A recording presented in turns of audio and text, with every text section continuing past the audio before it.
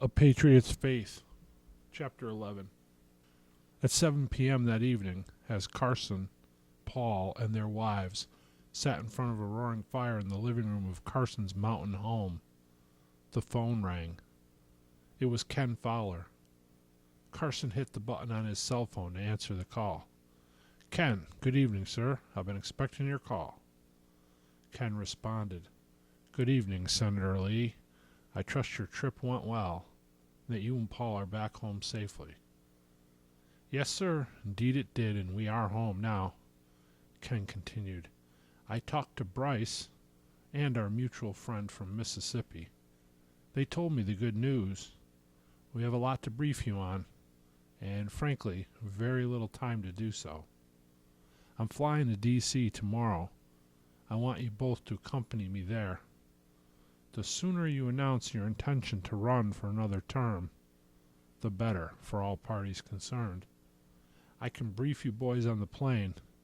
I'll send a car for you at 0600. Can you be ready?" Carson simply responded, "Yes, sir." "That's great," Ken added. "Be prepared to be gone for up to 3 days.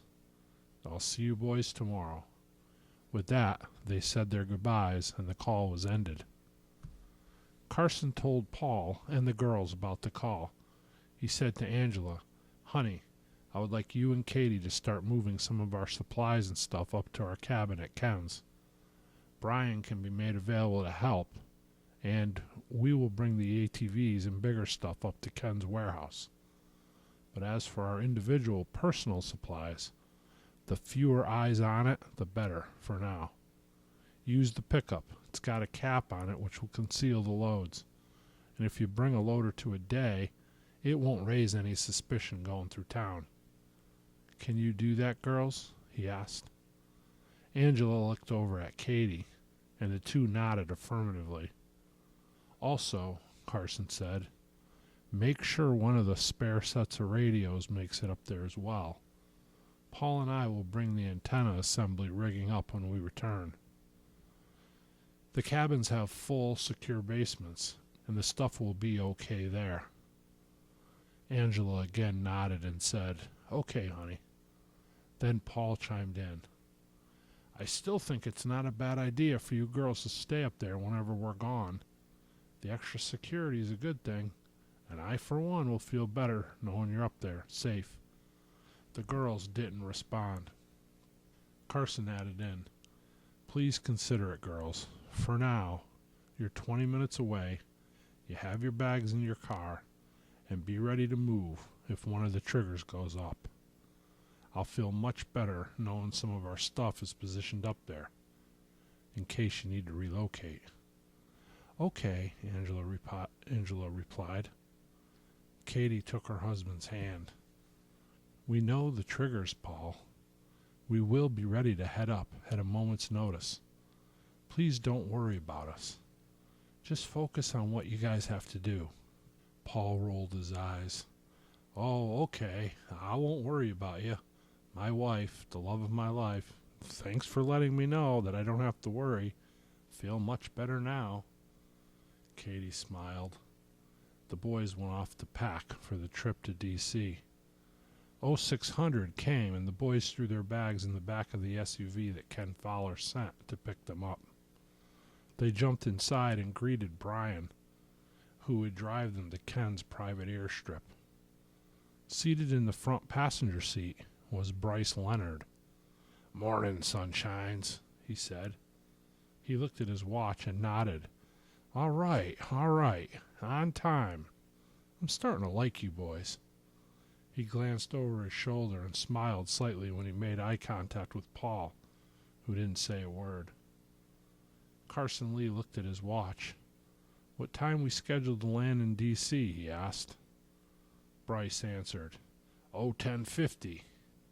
You'll be meeting the Speaker in the Senate lounge at 11:15 and be in front of the press on the steps to announce at noon. Carson nodded. "Mr. Fowler is meeting us on the tarmac. He's en route from Idaho as we speak," Brian declared. Paul made eye contact with Brian in the rearview mirror. I'd like to take a look around before the press conference to do a final security check. I sent an advance detail out to oversee the setup." He looked at his watch. "They should be there now." Bryce turned around to face Paul. "Security's been seen to by Mr. Fowler. He received your detail this morning and looped them in. And truth be told, we won't be needing them going forward. Senator Lee and you, as well as the rest of his staff, are under the security of our team now." Paul interrupted. "Well, I really like to oversee it myself. I insist on it." Bryce said, "Paul, you gotta let that go. Your duties are changing. You'll be standing with Senator Lee as an aide and security chief in the public view. But as Senator Laramie outlined, your role is expanding greatly, Paul, and you won't have time for the security aspect of things, other than just for show. Besides, no offense, but you and the senator are in better hands now." He smiled as he said it. Paul's instinct was to lunge, but he restrained himself. "Well, with all due respect, Hoss, that's not your call." Carson reached across and put his hand on Paul's arm, signaling him to pull back. At the same moment, Bryce spoke again. "True enough, Paul, but it ain't your call either. Those are my orders, and they come from somewhere considerably above my pay grade. And yours." Then there was a moment of silence, and Bryce continued. "Look, Paul, I know how you feel. Look at it this way. This is more like a promotion for you. You did a great job running security for the senator. However, we're in a different playing field now. We have a different set of protocols and operating procedures. You're being pushed up, not aside. I hope you can understand and accept it. But whether you do or not, frankly, has little bearing on how I carry out my orders. I hope that's clear enough." Paul was getting anxious, starting to fume at the collar a little. Carson said, "Crystal clear, Sergeant," in a way that made it clear to all that Bryce was subordinate to him. Carson understood the power struggle between Bryce and Paul, each man trying to solidify his place in the hierarchy. "I also want to make myself clear, Mr. Leonard. Paul Connor is my personal security chief and my most trusted aide. He has handled my security since he joined me back in the beginning. Before the beginning, actually.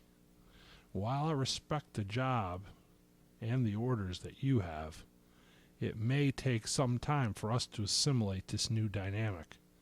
An adjustment period. For me and for Paul. We will make that adjustment, and you will allow us the time to do it. Is that clear, Sergeant Leonard?" Bryce took a moment to absorb it, and then he said, "Crystal clear, sir. And when I left the Army to take a position in this group, I retired officially at the rank of Sergeant Major. If you must assign a rank to me during my work here, I would appreciate the respect due my former position, at a minimum." Carson paused for a moment before answering. "Duly noted, Sergeant Major Leonard.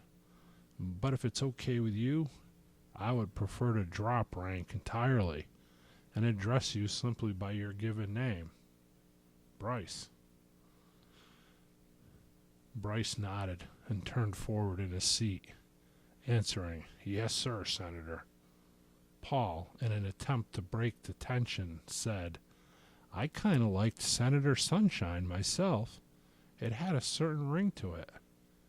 Carson hauled off and punched him in the shoulder. He could see Bryce smile in the mirror. Détente had been achieved. They drove on for miles in silence, each man staring out his respective window. When the small jet took off from the private airstrip, Paul, Carson, and Bryce were all on board, as were Ken Fowler, Pastor James Scanlon, and a detail of security personnel. Ken played a video that was recorded at a protest the previous evening in Portland, Oregon. One of the group's members on the ground there shot it with his cell phone and forwarded it up the chain of command until it landed on Bryce Leonard's desk as he showed it to Ken and Pastor Scanlon. A group of leftist extremists were joined in a large mass in blocking the main street in downtown Portland, as others looted and burned businesses behind them. Standing opposed to them on the other side of the street were members of the Portland PD, as well as several area militia group, and 3 men who Pastor Scanlon recognized as local area pastors.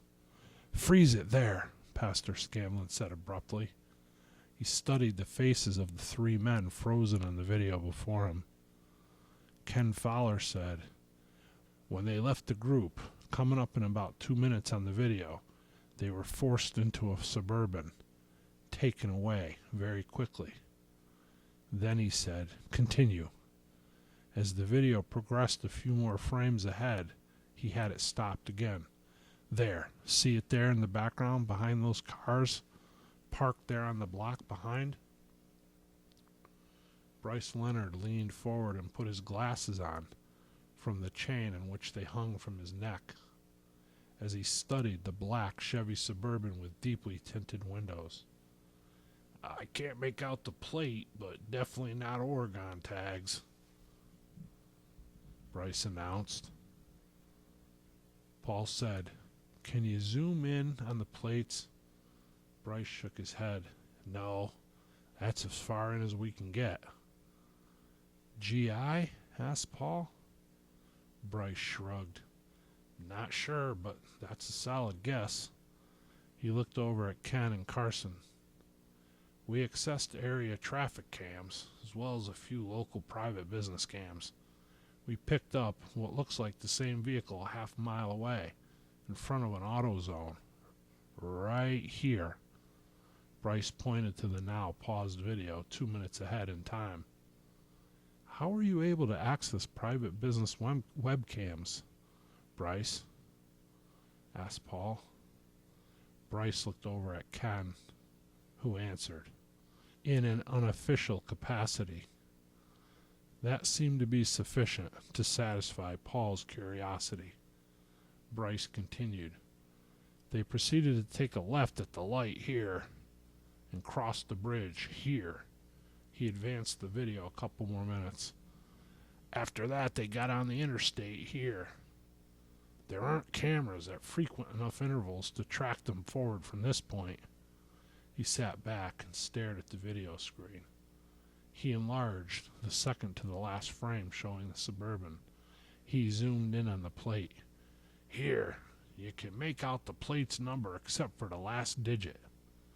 We had our people run every combo possible, and every one was accounted for reasonably, except for the one ending in 7, and it's registered to a holding company, whose listed owner is another holding company.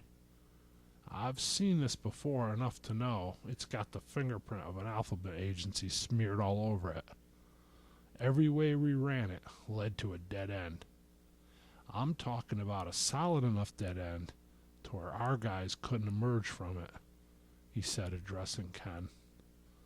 "Well," Ken said, "nobody goes to that kind of trouble for a random abduction. Why target the pastors?" Pastor Scanlon answered, "It's the church." He paused and then asked, "Did anyone hear from them in the way of demands or statements?" Ken just shook his head. "No, not yet." Bryce spoke up. "That's not good," stating the obvious. "We need to cancel the thing in D.C. and get over to the Northwest Ops Center immediately," Pastor Scanlon announced. "Negative," Ken replied. "We must make D.C. as planned. When we're done, we will reevaluate the situation here." He looked at Pastor Scanlon and said, "Stay the course, Jim. We have to move forward along our determined path, Pastor." I promise you, we will get on this ASAP. Pastor Scanlon nodded. Ken looked at Bryce Leonard. Bryce, have your people stay on the Suburban. Find it. I don't care if you have to access every camera on concentric circles all the way to New York City. Authorize your team to get into any system necessary. That Suburban didn't just disappear. Put every resource on it if needed. Yes, sir, answered Bryce as he went to work. Ken walked around the table to where his friend was seated and placed his hand on the pastor's shoulder. We'll find him, Jim. I promise you that. Senator Lee, are you ready to go for D.C.? Carson Lee nodded. Ken looked at Paul. Paul, you're going to have to be in charge of security today in D.C. Bryce is staying on task here. Get us in and out as quickly as possible. Senator Lee, make your announcements brief. McAdams wants to meet afterward. He's just going to have to wait. When Senator Lee is done announcing, everyone get in the Yukon quickly. Take off. I will deal with Senator McAdams. Then Ken called Brian, back in Alaska. Brian, no time to explain. Call Senator Laramie and tell him we have an emergency which is going to shorten our trip in D.C. Apologize to him from me and from Senator Lee, and promise him a briefing by tonight. He hit the button on his phone to disconnect the call and put it in his coat pocket. Bryce sat opposite him with his phone sitting on the table in front of him on speaker as he barked orders to some unknown entity, at the same time banging away on his laptop keyboard. Paul was busy briefing the security detail in D.C., and Carson sat praying with Pastor Scanlon. It was shaping up to be a long day.